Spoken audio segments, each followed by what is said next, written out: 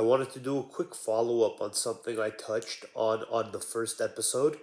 Um, the idea of self acceptance and how that idea is complete garbage, complete bunk. Self acceptance is nonsense.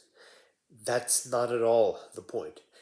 If you want to take a step back and conceive yourself from the bigger sense, the more mindful sense, not the monkey sense, then I can understand how, in that sense, you may accept yourself and you may accept the monkey for what it is.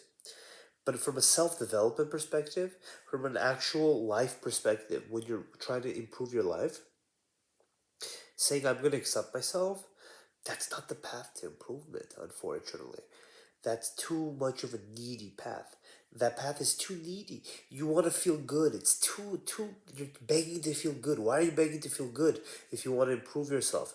Why can't you be courageous and just hear yourself out?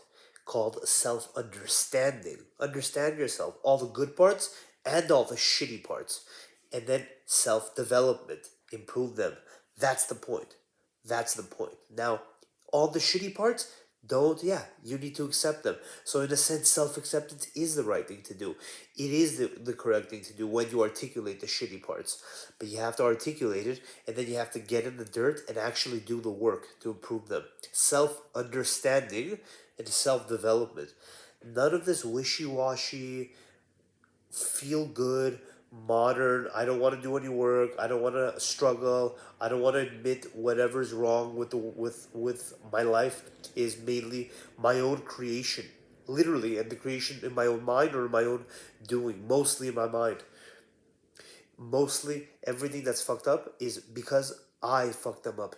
My own world, my own doing. If you're a grown adult, you can say that. You have autonomy in your own life. Whatever's wrong with your life right now, whatever's wrong with it, it's because of you. You did it. You can change it. Go back 5 years. If you're young and you're just hearing this, then that's different. But if you're a grown adult, go back 5 years and think, how could things have been different? Imagine you made all the right decisions. It's very hard to do, very hard to make the right decisions. But imagine you did. So you could be at a different place. In a sense, you couldn't be. In the truest sense, you couldn't be. But that's not the point. If you can understand the difference, then you're understanding me. If not, you're not at that level of understanding yet. That's a really pretentious thing to say. Very pretentious. I hate to say that. But basically, you're what you need to do is you need to see that the entire point is to get in the muck of it, to accept your flaws, yes, but to actually see them, to actually see them. And that's what the self acceptance stuff doesn't get right. They're right in theory, but not in practice because they're fluffy, they're wishy washy, and that's not where you need to be when you're in the self development mindset.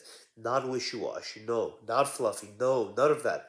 You need to be strong. You need to be robust. You need to be courageous. The entire process requires courage. It's a very courageous.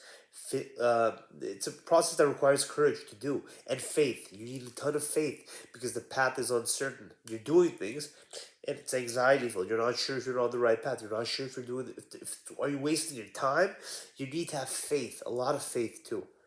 And when you talk about self acceptance, you don't talk about faith at all. But faith is very important for self improvement. Faith is fundamental for self improvement. Rant done.